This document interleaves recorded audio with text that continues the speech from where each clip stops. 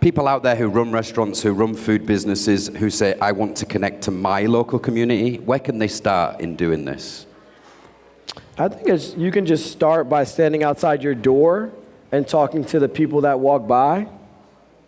I think the first time I opened up Field Trip, this guy came in the Field Trip and he's eating the black rice. He's never had black rice before. I watch him walk out the door and I literally see him spit all the black rice out of his mouth. And I was like, yo, I'm in trouble. But instead of me like denying what I'm seeing in my mind, like it doesn't matter, he's not my customer, I went out there to speak to him. And he was like, hey man, I wanted salmon. You told me this black rice was great. And we literally had a conversation about it. I invited him back in. He told 10 people and they came back in. And it taught me that we have to educate the community that we're in around the certain type of food we have. So we have to let people know that black rice is a little nuttier, it's firmer in texture, so that they don't think it's just like ordinary white parboiled rice that we purchase in the supermarket. And is that type of feedback also combined with data as well? Are you looking at quantitative stuff? That's the quality data, isn't it? You're speaking to people, you're listening, you're almost interviewing your clients. Are you also looking at data? Are you looking at sales? Is that helping you as well understand what's working within the community? Oh, I'm always looking at sales. I'm always looking at the cash flow. Yeah, no, 100%. I mean, Harlem, the community of Harlem is a very customer service-driven community. If somebody has a bad experience, they're probably not going to come back. It doesn't matter if they've eaten there 30 times. So you have to really recognize that. You have to do a lot of outreach. So you have to, when I say know your community, you have to know the personality of your community. You might not know the people, but you know the personalities. It's like a reality TV show, right? You have to know the personalities of the people that are either eating your food, purchasing your sauces, drinking your drinks, your chips. And if you know those personalities, then you can build on that. And how impactful can a restaurant actually be in the community? I think there's always a lot of skepticism towards this, like just how much impact can a restaurant or a food business have? And do you have examples, perhaps, of food businesses in your community that are not yours that have had a big impact on community? Yeah, and I don't want anybody, Ryan, I think this is important. Like, I don't want you to go slap your restaurant in the back of a soccer jersey or a basketball jersey, right? Because you get a lot of those emails too. Right? Can you support this? Or can you do this? Or you should do this. People tell me that all the time. I should do this. No, I don't got to do anything. I want to support people, things that I believe in. And if I believe in it or my team believes in it, then it's very authentic. And we can talk about it and it doesn't feel like we're writing a check or we're giving out free food. We're doing it because we really want to do it. And it's also not just me. A lot of it is a team too. What do you believe in? How does this work? I mean, that's how I look at it. It's a lot of work. It's not easy. It's not easy. But just look outside your doors, and it could be the local church, it could be the Boys and Girls Club, it could be the Food Bank of America, it could just be you doing it. Maybe at the end of service, you have all this leftover food, and you see 3 homeless people every day on your corner. You package it up, and you go outside and you hand it to them. Those people look out for your restaurant or your place of business. Like we have Jane, Malcolm, and then I can't think of the other gentleman, that we give food to at the end of every shift. They know to come at the end. And if they see other hagglers come in, they actually stop them and be like, come back in the nighttime. You know better, right? So it's like, I can't help them personally get off the street or maybe stop their habits or give them a job. So I also talk to them as well because those people look after your business in ways you can't look after for your business. And the way we're speaking about community now is often how people perceive community. It's what's around them. You spoke about this 4-block rule. But there's community a world away from the restaurant. No, the last time we spoke about this, we touched on the issue of Chipotle and their farming community. Yeah. how can community impact bottom line? How can it improve profit margins in a business? Oh, community can improve crazy profit margins. Like talking about Chipotle, what I've learned and studied from them as I'm trying to grow Field Trip more is what McDonald's taught them was this whole supply chain, right? And the supply chain is the most important thing. So instead of going to like Cisco and being like, give me the best pork, they went and found the best pork, talked to the farmer, said, I want the pork cut this way, found a co-packer that would send the marinade to the farmer. They marinate it, they cryovac it, Cisco comes, picks it up, and then stores it in the warehouse. They set the price. So that's, you have to have a relationship with your agricultural community or your farming community, and all of us have a different type of farming community that we're supporting. And a lot of those farmers, they don't have time to really reach out to us, but we could really reach out to them. I think salmon is like $10.99 a pound right now, like something crazy. I'm looking for a salmon farmer. Like I go through 30,000 4-ounce pieces of salmon a week. Wow. Right? So like I'm looking for a salmon farmer that can send me pre-cut salmon. I'll figure out who will deliver it to me. That salmon farmer would get more money because I'm paying them direct. They would lower their price because they don't have to worry about all these everybody skimping off the top.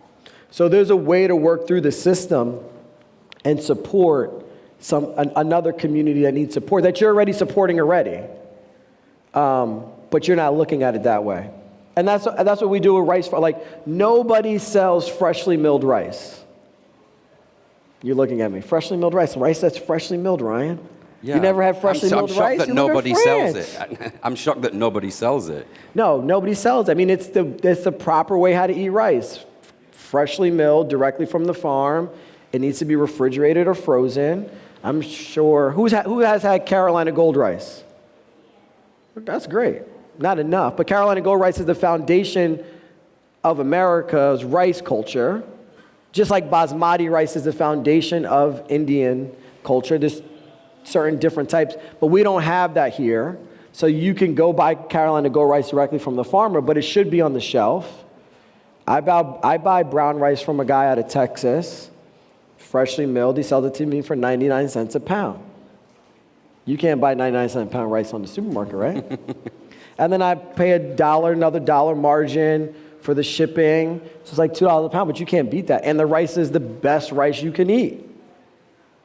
It's not Uncle Ben's. So communities impacting the profit margin. But I also had to take the time to call him, talk to him while he was on his tractor, convince him to sell me the rice, show him the restaurant, right? He's going to impact the community. We're going to impact his ricing community. It started like this whole thing. Now he pre-packages rice and sells it at a farmer's market because he already sells it to us pre-packaged. Perfect. And if anyone's got any questions for JJ, please raise your hand now. I'm going to ask one more, but we're going to go around with a microphone. Don't be shy, because I'm going to keep pushing you throughout these days, so I'm expecting people to have some questions, so raise your hand. I'll throw one more in while people get brave and put their hand up. How does this feel when you make these connections with community, when you help these people? Is this part of your motivation? Is this driving you? Yeah, I mean, I think food is the greatest connector in the world. Like, I mean, look at everybody here. This is a community now. Like, I'm in your community, or I'm in Nadal's Glutonomy's community, and we should all be able to help each other. And that, for me, feels really good. I think at a point in my career, it was like, yes, cook, head down, make sure the food's delicious. I still want the food to be delicious. But I think the biggest thing that excites me now is hiring people. As I open up more field trips, I get to hire more people, or I open up more food brands, I get to hire more people. I get to hire people that I believe that should be a part of the restaurant community. I help to reshape what I believe the restaurant community should look like. And I hope, and to also create a safe community space for people in the food industry. And that's what really excites me when I think of folks on my team like Patricia or Lisa Cash or Kara Rashkin or Shay or Anna, who's been with me from the first day, right? And it's like, they're my community, my field trip community, and how can I help them become better people as they help me make Field Trip a bigger brand, right? One hand should wash the other, and that's how I talk to my team. It's not like a one-way street where it's like, oh yeah, I'm gonna open up 50 field trips, and you're still gonna be a prep cook. Like, that's not fair. Now, you could be a prep cook if you want to, Ryan, but if you work for me, you should be able to be a manager of a store or district manager or maybe one day an owner or a partner, right? That's how I look at it. That's the ethos system. So, and that's how, if I'm doing that internally with the community of the field trip folks, then that should shine really on the outside to everybody else. And any questions? Anyone brave enough to kick us off? There we go, on the front row. How do you convince your investors and your partners that this is the way to move? Like, to give the food to those around you? Because it's not just one person running the whole show. So after watching this, yes, like, I want to do this, but how do we convince those that are not here? How do you know I have investors? No, that's a good question. So I raised a Series A last year, small Series A, with 2 private equity companies, and then everybody from my friends and family round rolled up. Nobody took any, well, one person, my partner took cash out, he got bought out, but everybody else rolled up. And it's the same thing. It's like, you can find, and I can talk to you about this all day, you can find investors that just want to write a check, and they want to say, oh, this is I'm part of this restaurant, I'm going to come here and I'm going to drink, or I'm going to eat all the rice bowls for life, right? Or you can find an investor or private equity company that's like, I'm about impact, and I want to impact, like, we have a lot of money. Like, we already have a lot of money. So I want to impact, and you're my choice for impact. And I get it, I want 10x, 8 to 10x on my return. Whatever you do is going to make your company or your company better, right? And we can look at a lot of brands out there. Newman's Dressing, they donate a ton of percentage of their sales to nonprofit, right? And they're very successful. They're the most bought salad dressing on the space. Danny Meyer, right? He supports nonprofits across the globe. I mean, me and him talk about it all the time. He always tells me when he first opened up Union Square Hospitality, you know, everybody could get roasted chicken, but why are they buying my roasted chicken? So you have to stand for something, and those type of investors will come to you because they see what you do. And listen, I'm fortunate. Like, I have investment from L. Catterton, who is one of the largest private equities in the food space, Bar Taco, LVMH, Peloton, Chopped and Dos Toros. So, but they never in the process was like, man, we don't like that you were feeding people. They were like, oh, tell me more. John Osley was like, tell me more. Why did you decide to do this? So use it as like a pillar in the business. Great Hope question. I answer your question. Great answer. And we had someone else with their hand up just behind you as well. This chap here in a white top. I mean, I guess you kind of answered the question already. It was about how much percentage of the food cost. I mean, from a chef to a chef, I just want to know if there is a monthly budget or percentage that you have in mind of how much food you can give away to the community, or just in general. Not just for food, but in any community involvement that you do you have a percentage that you allocate for that, for staff, labor, or food costs, or just yeah, so we allocate 200 meals a day that we donate through Rethink Food. Rethink gives us the packaging for that as a partner, and then we lean back on Cisco to give us, you know, something that is still good and discounted. And we also then use whatever potentially our waste would be, right? So we cool down food properly. So whatever we might have overproduced then also gets used in that package, the packaged meals too that go away. Because as a chef, you know we waste the most food more than anybody. So how can you take that food that you're wasting and then give that back, Right, and you can find a community. I mean, I think Rethink does a really great job, but there's tons of community partners that do it.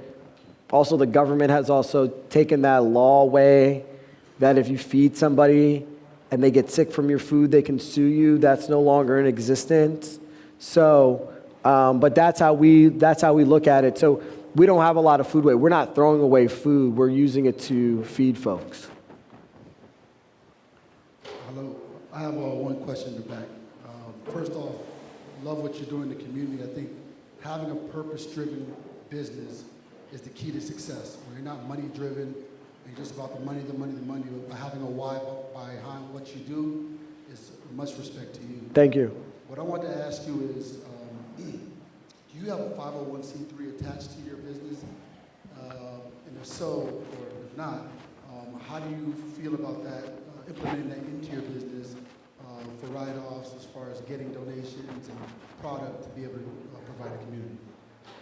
Great question. At one point, we're going to have a 501(c)(3) similar to like Ronald McDonald Foundation, right? How McDonald's had the Ronald McDonald Foundation at one point, very similar model. But instead, we partnered with Rethink Food because they were already doing it. So what we donate to Rethink, they then give it to us as a tax write-off. So then it then helps you in the process. So there's many ways when you're looking at food costs or labor costs for tax breaks, especially as you're growing as a brand. But if you want to do a 501(c)(3), I would definitely do it if you have somebody on your team that can manage it. And I would look at what McDonald's did with the Ronald McDonald Foundation. Chipotle has a good model. They have a good charity model where they actually make the people like us, if you have the points at the end of the year, they'll ask you to give your points back to Chipotle, and they'll turn those points into cash and donate it to their charities of choice. So a lot of larger brands that we are supporting or eating at have a charity component attached to it. Nobody tells us about it. Any more questions in the crowd? I mean, it's a good start, guys, for the first chat. Last year, we only got one. We spoke about the pandemic there. We saw it in that news clip that you played. That was obviously difficult for all food businesses. Mm-hmm. Everyone went through a really tough time there. I'm interested in what the positives were of that period. It made a lot of reflection. It made people pivot. It made people learn new ways of work. What have you taken? What did you learn during that period that you're still applying today within your business? So definitely the food give back component. And also for me, the mental health of the staff. Like, everybody went through something during the pandemic. People might have lost a really close loved one, but we all know somebody that somebody lost somebody during the pandemic. So what I do, and I've changed, Ryan, is that when I walk through my locations, because my team doesn't like me working next to them anymore, that I'm always constantly like, how are you today? Is there anything I can do for you? Right? So that they know that if there is something they need, that they always can come to me and say, hey, JJ, I need to talk about something personal. And most of the greatest staff that I've lost is because of mental health. And so now for me with Field Trip, I want to put a therapist, like I know HR is really important, but I want to put like like the therapist on Billions. Yeah. I want to have that person like roaming around Field Trip or have an office where people can go, knock on the door and be like, hey, I just need to talk to you today. And it doesn't have to be about Field Trip. It could be about whatever's going on in their life. So because I always believe that if you're good in your personal space, you'll be really excellent in your professional space. And I got to figure out how to keep supporting people in their personal space because I'm losing too many great people because their personal space is fucked up. And that's your primary community as well. Yeah. So yeah, I mean, that's what we focus on. But I have like a very open door policy, and we have a lot of success stories. We've taken somebody from I didn't even know I had employees working in the shelter, living in the shelter, until the pandemic. And they're like, oh, we're not allowed to leave. Like, we're not allowed to leave your house? Oh, the shelter has hours. Well, when did you start living in the shelter? Oh, JJ, I've been living in the shelter this whole time. But you got 2 jobs. Oh, now we're going to figure out how to get you out the shelter. And we were able to help somebody get out of the shelter. They never thought that they could get a 2-bedroom apartment My aunt's a broker. She helped them get an apartment in Brooklyn. And Shay's been with us for 5 years. She's a team lead now. She only works one job with us. So when I talk about like community, I mean like it's really full circle. Like why would I want to lose a rock star that's making my life easier or successful because they don't have a living situation or nobody's ever taught them? So there's those are things that we do that I'm constantly working on. And like I said in the beginning was, the reason why I can do that is because of food. Food is the greatest connector, and I'm just being able to be connected with a lot of great people or a lot of great communities. We've only got 2 minutes left, and I know how selfless you are, so I know you wouldn't even bring this up unless I push for it. But you've just launched a new book, Rice is Culture. Can you talk to us a little bit about that? Yeah. What the approach is in the book? Give us a plug. So I have a new cookbook coming out September 12th. You can pre-order it now. It's called The Simple Art of Rice. And it basically talks about all the rice communities around the world. I might interview some of your favorite chefs like David Chang. I interview Dr. Jessica Harris. I interview rice farmers, rice researchers. And we talk about the book talks about these 2 rice grains. One which is the West African rice grain, Oryza glamarima. And the other rice grain is Oryza sativa, which is a Chinese grain that most of us eat. Most of us do not know about the West African rice grain that fueled the world. And then there's 100 recipes that you can cook at home. Very simple, I know. And if you don't know how to make rice, I'm assuming everybody here knows how to make rice. But if you don't know how to make rice, the book starts off that way. Rice 101 teaches you the right pot to use, how to make rice so you can have the perfect fluffy rice, or concon or pegao at the bottom, which is crispy rice, the beautiful crispy rice at the bottom that everybody should eat. Please, a huge round of applause for JJ. Thank you so much.